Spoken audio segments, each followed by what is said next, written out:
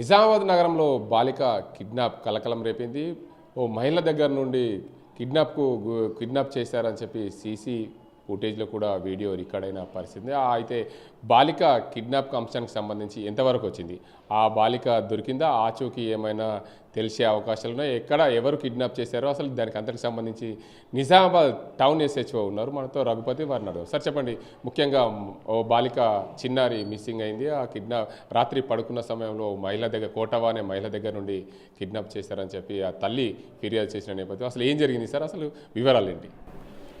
మనకి మొన్న సాయంత్రము దాదాపు 7:30-8 గంటల ప్రాంతంలో ఈ కోటవా అనట ఆమె తన మనమరాలను తీసుకొని గాంధీ స్టాచ్యూ దగ్గర పడుకోవడం జరిగింది. తను నిద్రపోయిన తర్వాత ఈ 3 సంవత్సరాల పాప రమ్య అనట ఆమె అక్కడనే ఉంటే ఒక అన్నోన్ పర్సన్ వచ్చి తీసుకుపోయినట్టుగా మనకి ప్రాథమికంగా నిర్ధారణ అయింది. దానికి సంబంధించి ట్రేస్ అవుట్ చేయడానికి, అక్యూజ్ని ఐడెంటిఫై చేయడానికి మేము 4 టీమ్స్ కూడా ఫామ్ చేసుకొని ఏసీపీ గారి ఆధ్వర్యంలో ఇన్వెస్టిగేషన్ చేస్తూ ఉన్నాం. త్వరలో అతన్ని కూడా పట్టుకోవడానికి అవకాశాలు ఉన్నాయి. గతంలో కూడా నిజామాబాద్ 1 టౌన్ పరిధిలో కూడా గతంలో బాలుడు కిడ్నాప్ అయిన ఘటనలు ఉన్నాయి. అసలు తరచూ ఈ 1 టౌన్ అంటేనే నిజామాబాద్ ప్రజలకు కొంచెం పోలీసులకు కూడా కత్తి మీద సాము లాంటిది ఉంది. ఎందుకంటే ప్రతిసారి ఈ ప్రాంతంలోనే పిల్లలు కిడ్నాప్ అవుతున్న పరిస్థితి. గతంలో గవర్నమెంట్ హాస్పిటల్ కానీ ఇక్కడ కానీ ప్రతిసారి మీరు కిడ్నాప్ అయినప్పుడు కూడా ప్రతిసారి ఛేదించి పట్టుకున్న పరిస్థితులు కూడా ఉన్నాయి. ఈసారి కూడా అంటే ఎంత త్వరగా పట్టుకునే అవకాశాలు ఉన్నాయి, దానికి అందరికి సంబంధించి ఏంది అసలు? ప్రతిసారి ఒకరే కిడ్నాప్ చేస్తున్నారా, వివిధ రకాల్లో పిల్లల్ని కిడ్నాప్ చేసే ముఠా ఏమైనా ఉందా? ఇప్పటివరకు అయినటువంటి చిన్నపిల్లలకు సంబంధించిన కిడ్నాప్ కేసులలో మనం చూసుకున్నట్టయితే ఇండివిజువల్గా అంటే పేరెంట్స్ నెగ్లిజెన్స్ వలనో లేకపోతే కేర్లెస్గా వదిలిపెట్టడం వలనో జరిగినటువంటి ఇన్సిడెంట్స్ కనబడుతూ ఉన్నాయి.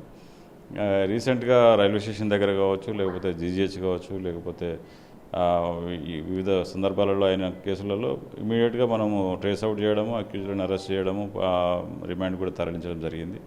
ఈ కేసును కూడా త్వరలోనే పట్టుకుంటాం మేము. దీంట్లో ముఖ్యంగా ఏంటంటే పేరెంట్స్ వాళ్ళ పిల్లల్ని తీసుకొని వచ్చినప్పుడు లేకపోతే బయట ఆడుకుంటున్న క్రమంలో వాళ్ళని వదిలిపెట్టేసి వీళ్ళ పనులు వీళ్ళు చూసుకోవడం వలన ఆ పిల్లలు కేర్లెస్గా బయట ఓపెన్గా ఉండేసరికి అందరికీ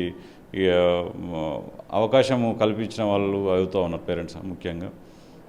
పేరెంట్స్ కొంచెం పిల్లల్ని బయటికి తీసుకొచ్చినప్పుడు పేరెంట్స్ కేర్ తీసుకున్నట్టు ఉంటే ఇట్లాంటి ఇన్సిడెంట్స్ జరగకుండా ఉంటాయి. అయినా కానీ మేము 2 బీసీ వెహికల్స్ కానీ లేకపోతే పెట్రోల్ కార్ కూడా కంటిన్యూగా పెట్రోలింగ్ చేస్తూ ఉన్నాము, ఇట్లాంటి ఇన్సిడెంట్స్ ఏం జరగకుండా ఉండడానికి. ముఖ్యంగా మన దగ్గర రైల్వే స్టేషన్ కావచ్చు, బస్ స్టేషన్ కావచ్చు, జీజీహెచ్ కావచ్చు, అట్లే మార్కెట్ ఏరియా అంతా ఉండేసరికి ఎక్కువ ఫ్లోటింగ్ ఉంటుంది. దాంతోపాటుగా ఇట్లాంటి అఫెన్సెస్ అయ్యేందుకు అవకాశాలు ఎక్కువ ఉన్నాయి. దాన్ని నివారించడానికి కూడా మేము మా ప్రణాళికతోటే ముందుకు పోతూ ఉన్నాము. అయినా కానీ అక్కడక్కడ అప్పుడప్పుడు ఇట్లాంటి ఇన్సిడెంట్స్ జరుగుతూ ఉన్నాయి. వాటిని ఇమ్మీడియట్గా రెస్క్యూ చేయడము, అరెస్ట్ చేయడం కూడా జరుగుతూ ఉన్నాయి. ఇది కూడా త్వరలోనే పట్టుకుంటాం.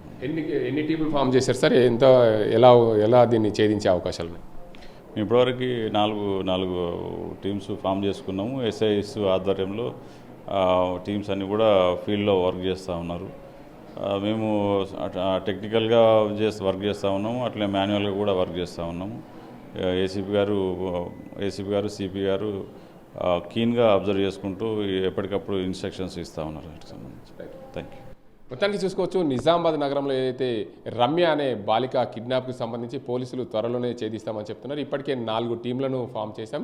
ఎక్కడ టెక్నికల్గా కానీ అదే మాన్యువల్గా కానీ పూర్తి స్థాయిలో ఎంక్వైరీ చేసినాం. ఎక్కడైనా సరే ప్రతిసారి కిడ్నాప్లు జరుగుతున్నారని కారణం ఏంటంటే railway station, bus stand, GGH, market ప్రాంతాల్లో ఉండడం, ప్రతిసారి రద్దీగా ఉండే ప్రాంతాలు 1 టౌన్ ఎస్హెచ్ పరిధిలో ఉండడం. దీనికి అందరికి సంబంధించి ఏదైతే పిల్లలను తల్లిదండ్రులు తీసుకొచ్చినప్పుడు నెగ్లిజెన్స్గా వదిలేయడం వల్ల ఇలాంటి కిడ్నాప్లకు ఆస్కారం ఉంది. అలాంటి పరిస్థితుల్లో తల్లిదండ్రులు తమ పిల్లల్ని జాగ్రత్తగా మార్కెట్కి వచ్చినప్పుడు జాగ్రత్తగా దగ్గరుండి పట్టుకోవాలి, చూసుకోవాల్సిన బాధ్యత తల్లిదండ్రులపైన ఉంది. ఇంకోసారి ఇలాంటి ఘటనలు జరగకుండా అవకాశాలు ఉంటాయి. కాబట్టి నిన్న జరిగిన రమ్య కిడ్నాప్కి సంబంధించి చూసుకుంటే త్వరలోనే వారిని పట్టుకొని ఆ కిడ్నాపర్ని కేసు నమోదు చేసి జైలుకు పంపిస్తాం.